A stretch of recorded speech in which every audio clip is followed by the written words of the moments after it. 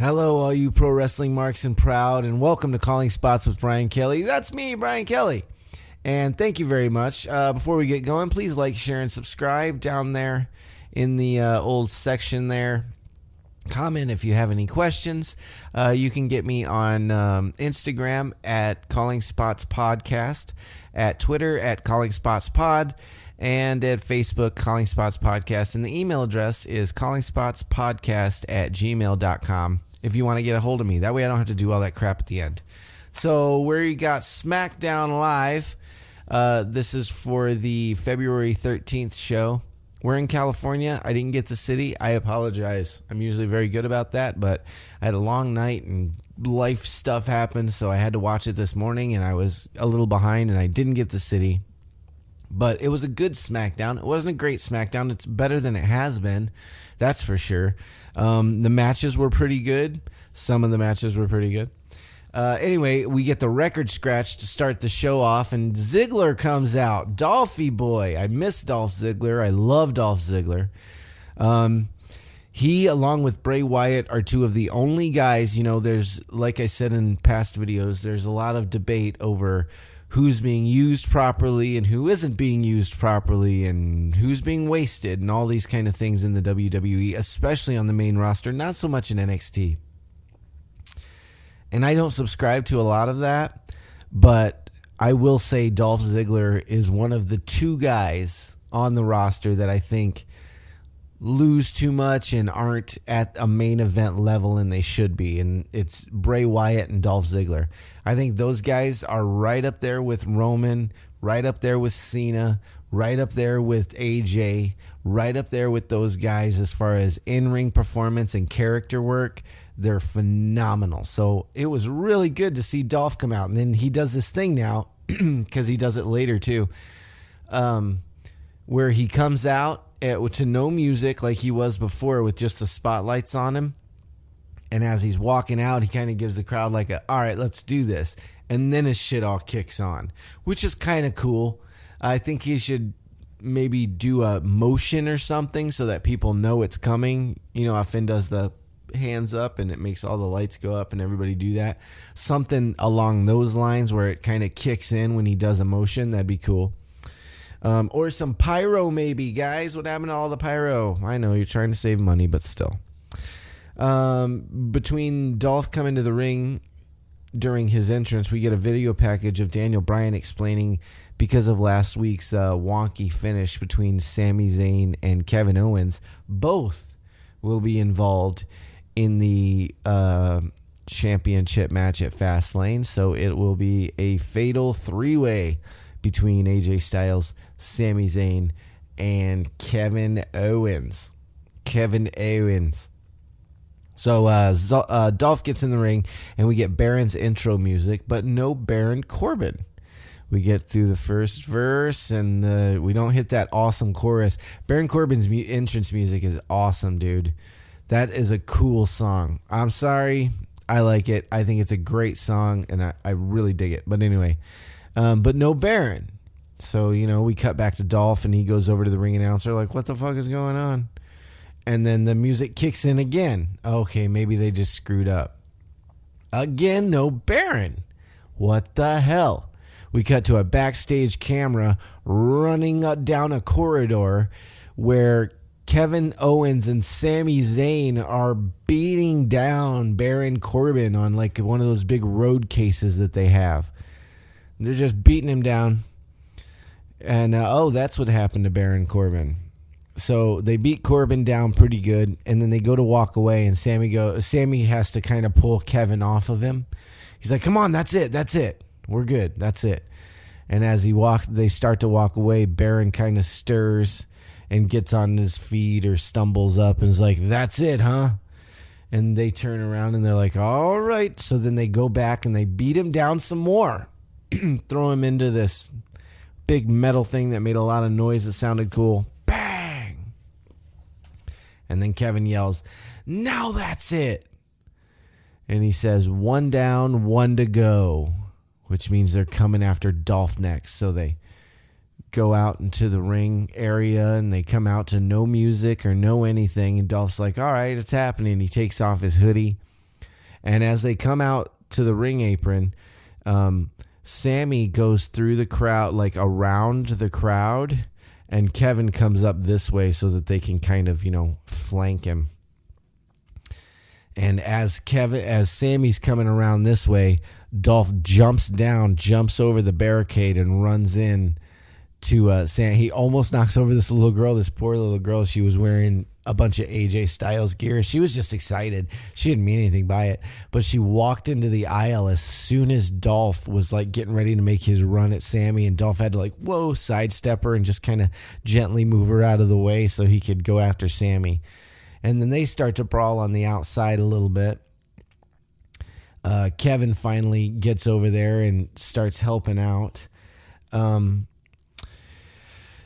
Dolph gets in some good stuff. They get the better of him. They start to head up the ramp after they, beat him down. They, throw him back over the railing and start to beat him down in the ring a bit. And then they start to walk up the ramp backwards, and here stumbling out, as Corey Graves said, like a cast member of The Walking Dead, comes stumbling out as Baron Corbin, who tries to take them both on again. And of course, they get the better of Baron, and they stomp him into the ground. And then they take off backstage, and we get a commercial. When we come back from the commercial, we get the Riot Squad, Ruby Riott, Sarah Logan, and the lovely Liv Morgan coming out to the ring. I didn't know at this point who Sarah was taking on. I should have known from last week because Charlotte beat Liv Morgan last week, and when she went over to the commentary table, she said 1 down, 2 to go. So I should have known. But Sarah got into the ring and started to take her gear off and stuff and, kind of get ready. And I don't know if that's just her in-ring persona, but she looked nervous as hell. She was, I swear I saw her blow wind out like she was all nervous. Charlotte's music hits, and I'm like, oh, that's why you're nervous. You're wrestling Charlotte, probably the greatest female wrestler ever, in my opinion. So Charlotte comes out to the ring, but she's outnumbered because there's 3 members of the Riot Squad and only Charlotte. But then Becky Lynch's music hits. Whoa, whoa, whoa, whoa, whoa, Dr. Pepper. And Becky comes out looking wonderful. And then, that's only still 2 on 3. Bam, she's amazing. Naomi comes out, does her slide. She almost slides right off the, LED part of the ramp. She you watch it, her knees hit the metal part where she's about to, eat it. So now we got back up. We got 3 on 3 in case any shenanigans go down. So Charlotte and Sarah Logan with, I always fuck this guy's name up, Danilo Amphibio. I'm sure they call him Danny Amphibio. That's what I'm calling him. He's the referee for the match. It's a good match. Sarah Logan is a good wrestler who will be great in a few years. I don't know if she was just nervous from last night. I don't know if she's still a little green, that she wasn't in NXT long enough to really get the style of the WWE down.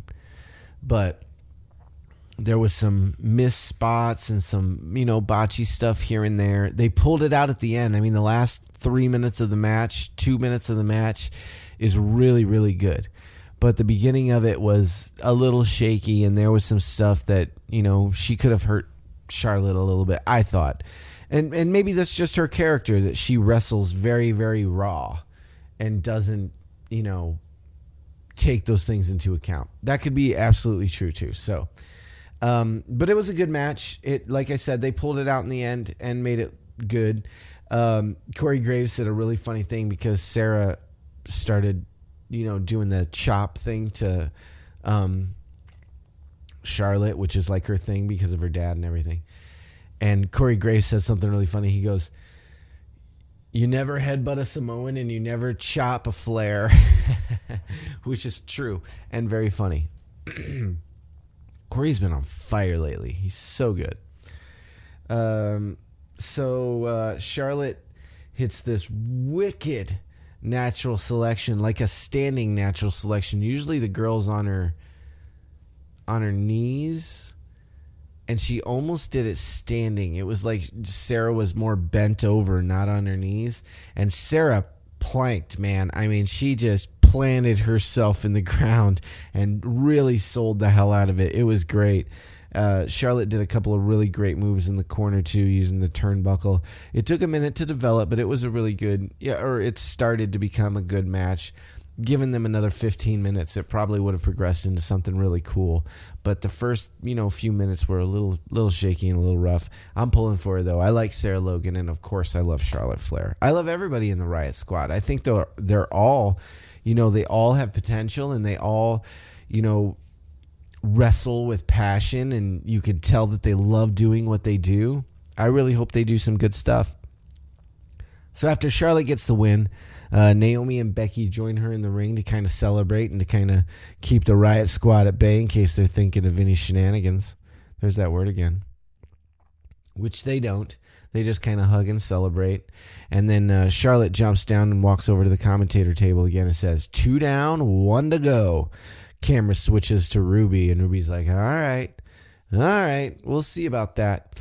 And then later in the night, we get a graphic showing that next week we're going to get the entire Riot Squad, Ruby, Liv, and Sarah, against Becky Lynch, Naomi, and Charlotte Flair for we got to throw all these women in the ring together. And it should be a really good match. I'm looking forward to it. We cut to backstage with Daniel Bryan, who is joined by Shane McMahon, and Shane comes in and kind of lambastes him and says, if you think those guys are who you want as champion, that's ridiculous. And says, tonight we're going to have some stipulations for these matches since those guys interfered in Baron Corbin, because Baron Corbin and Dolph were supposed to wrestle earlier. That's what started the show, but Baron couldn't make it because he was getting his ass kicked. So Shane says, we're going to have some matches tonight, and we're going to have some stipulation for those matches, and here's what we're going to do. Sami Zayn is going to take on Dolph Ziggler, and Baron Corbin is going to take on Kevin Owens. And if if Dolph Ziggler and Baron Corbin win their respective matches, they're in the match at Fastlane, and now it'll be a fatal 5-way. If they interfere in each other's matches, then they will be removed from the Fastlane Championship match altogether. So we're going to have some retribution, kind of, because these guys got beat up. So how good could they do against these two superstars? And then he says, and that's the thing, Daniel Bryan was really weird in this segment. I don't know if he just wasn't feeling it. I don't know if he's not feeling great. I don't know what it is, but he seemed very strange during this segment. He seemed to not be there. He seemed to not be engaged in it at all. And Shane goes, and if your boys interfere in each other's matches, then they're out of the Fastlane Championship match. And Daniel didn't respond at all. He just went. It was really strange. Read into that what you will. Watch it yourself. But Daniel Bryan, that was the most unanimated, kind of weirdly odd. I don't know. It was a very odd segment with Daniel. I don't know what that was about. So set up some matches for the night. We go to commercial, we come back, and we get Kevin Owens coming out to the ring because he's going to take on Baron Corbin, and if Baron wins this match, he gets into Fastlane. And then we get Baron coming out. Mike Chioda is going to be your referee. It was a good match. Both guys got in some really great stuff. The crowd really got into the match, kind of getting behind Baron a little bit as a face kind of guy a little bit. We'll see what happens with that.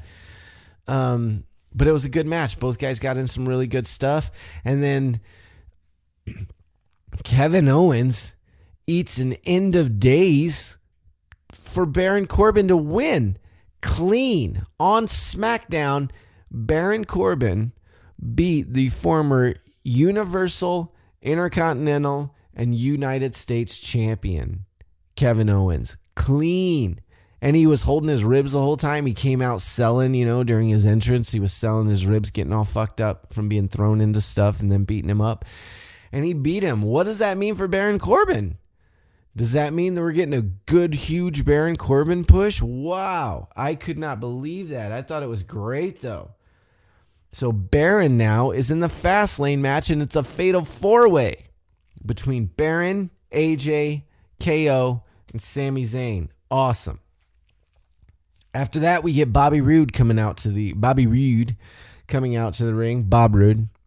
And he says, hey, man, since I'm the U.S. champion, I have to borrow from one of the best U.S. champions, John Cena, to which the crowd booed. And he's like, hey, man, say what you will, but he always defended this title and elevated this title. So I'm reissuing the U.S. Open Challenge for the U.S. title to anybody who wants it. And I hope that the person who takes me up on this offer is one Randall Orton, because he RKO'd me last week and RKO'd everybody in the ring last week out of nowhere. And then RKO comes out. Randy Keith Orton. I think his middle name's Keith. That's why his move's called the RKO. So he gets into the ring and he starts to talk before Jinder's music hits. And Jinder Mahal comes out with one of the Singh brothers. It's not Samil. I don't know the other guy's name. I'm sorry. And he starts running down RKO saying, hey, man, you've been here 16 years. You're a 7-time world champion, and you're number 9 in the top 10 voted on by the peers in the back. What is that about? And this guy, Bobby Roode, who's only been here for 2 months, is number 5. Wow, what does that say about you? And then Bobby brings up and says, hey, man. Well, first of all, Randy grabs the mic, and I swear this wasn't written for him. He just did it. He grabbed the mic and went, I don't give a damn about top 10 lists. I don't give a damn what any of those people back there think about me, which didn't seem scripted. And then Bobby says, you weren't even on the list, so what does that say about you? And Bobby says, the reason RKO is number 9, he turns to Randy, he goes, and the reason you're number 9, man, is maybe because people are sick of being attacked out of nowhere and just jumped.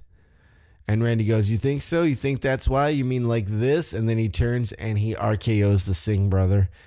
And then they all brawl, and then Jinder grabs Bobby Roode, big-ass coloss, and then Randy tries to RKO him but doesn't get it, and then Jinder grabs RKO. Boom, big-ass coloss to Randy Orton as well, and does his whole, yeah, look at my muscles and my veins, I'm so powerful. And he is very powerful. So they're setting up a big U.S. title feud between Bobby, RKO, and Jinder, which will be cool. Those guys are all great performers. I love watching all of those guys in the ring. They're very entertaining. I think Bobby's going to keep that title for a while, but you never know. You can never guess these days. You can never guess. After that, we get the New Day coming out, and they have the coolest new gear. It's black, yellow, red, and green African, colors and African kind of patterns. And it's beautiful, man. It looks so good. And they come out, and there's this huge table in the ring filled with pancakes on all these little platters. And they come out, and Big E's wearing a baby's bib, because of course he is. And he comes out and says, Big E is going to break the record and eat 113 pancakes.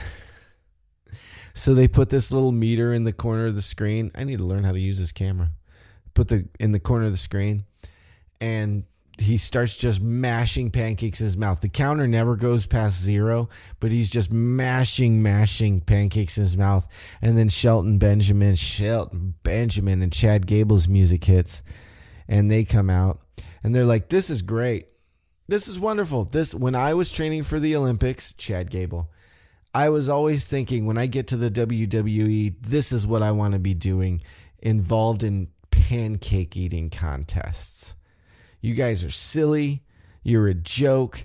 Why don't you guys take this funny, silly show on the road and leave the tag team division to a real tag team, namely us? And then Xavier does his whole honey thing, and he goes, are you telling me that Kofi Kingston's not a serious competitor, that Big E's not a serious competitor, that I'm not? And as he's doing this, he's listing the things that they've done.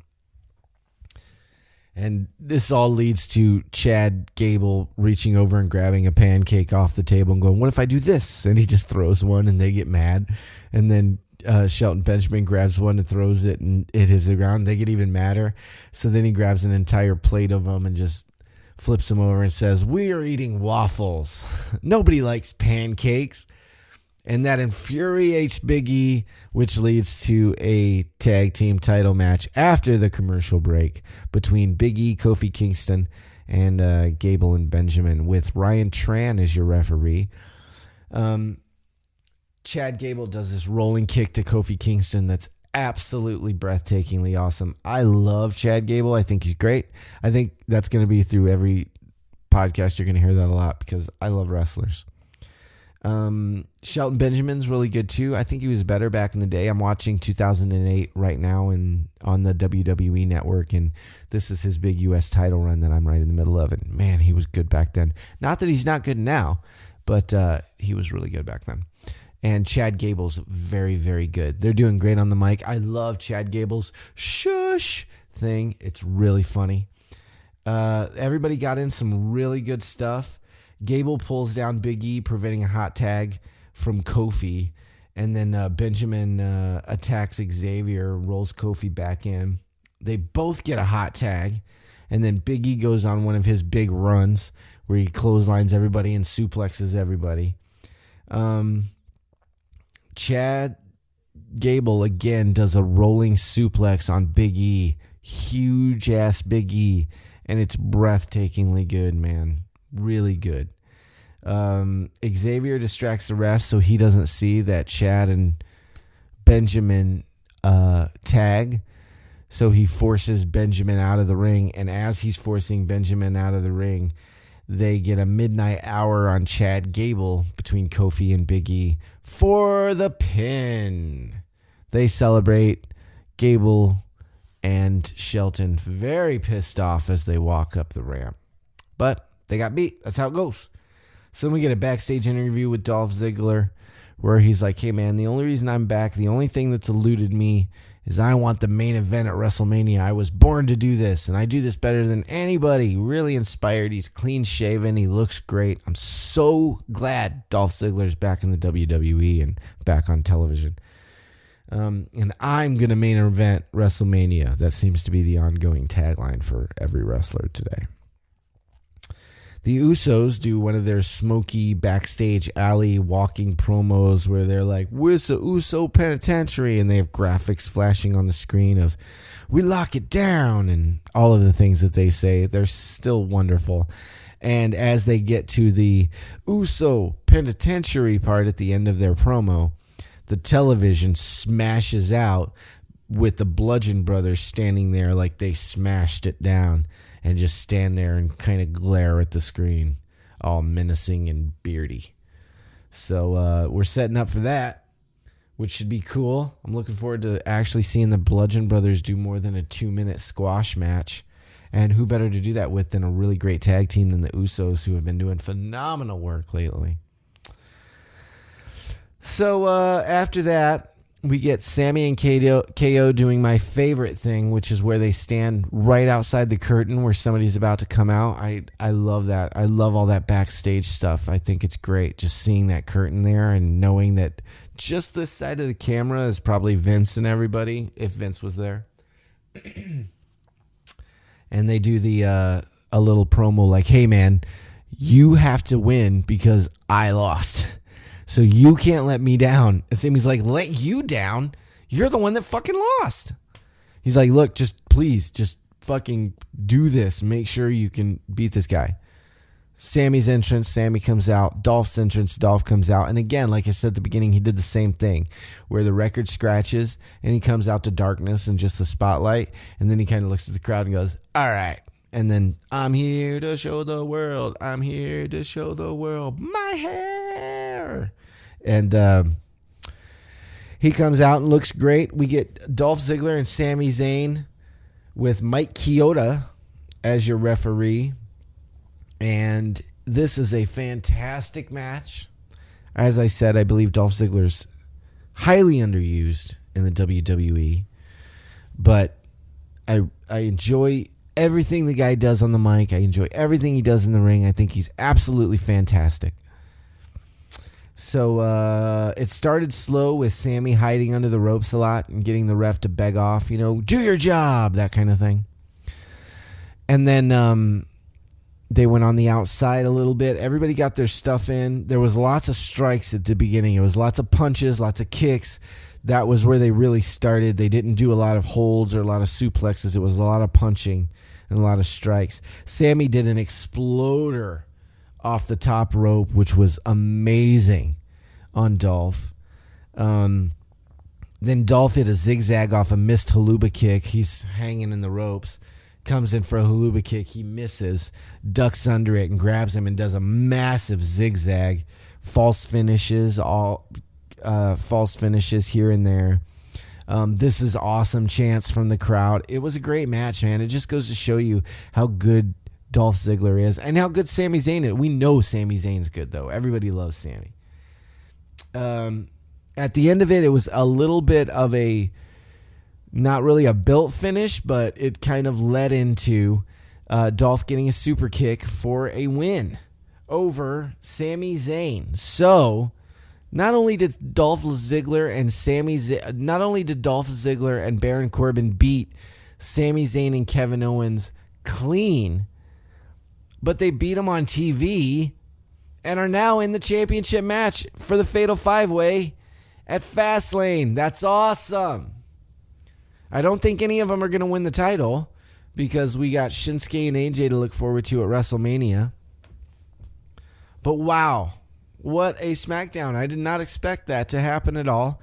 We had some good matches. The women's match with Sarah Logan is the only one that I was a little on. All the rest of them were fantastic matches. Kevin's watching from backstage after Dolph wins and is furious, by the way. And Dolph gets on the announcer's table and starts to hype the crowd and points at the WrestleMania sign, but just kind of stares at it like, I'm coming for the main event. But he didn't point. Champions don't point, as Charlotte said. Whatever that means. So that was SmackDown from February 13th, 2018, from somewhere in the hills of California. A fantastic SmackDown. The thing with Shane in the back was a little wonky. I think they could have just had Shane announce that. He didn't have to yell at Daniel Bryan about it. Sarah Logan's a little green and needs a little more work, but she still did great. We didn't get to see any Rusev. No Rusev Day, no Aiden English. But we did get Baron and Dolph back, which was awesome. It's a great SmackDown. I really enjoyed it. Yeah, it was a better SmackDown than I'm giving it credit for. It was a good SmackDown. Lots of storylines moving along. No Shinsuke. No AJ Styles. Wow, now that I think about it, there was a lot of guys not on that show. But it was a good SmackDown overall. Good SmackDown. Not a great SmackDown. Be sure to like, share, subscribe. All the contact information is in the description below. And I will see you guys tomorrow. I didn't get to watch 205 Live, so maybe tomorrow I'll do a little bit of that. But I'll see you guys tomorrow for NXT. I'm looking forward to it. Never be ashamed to be a pro wrestling mark. I'm not. Peace out, guys.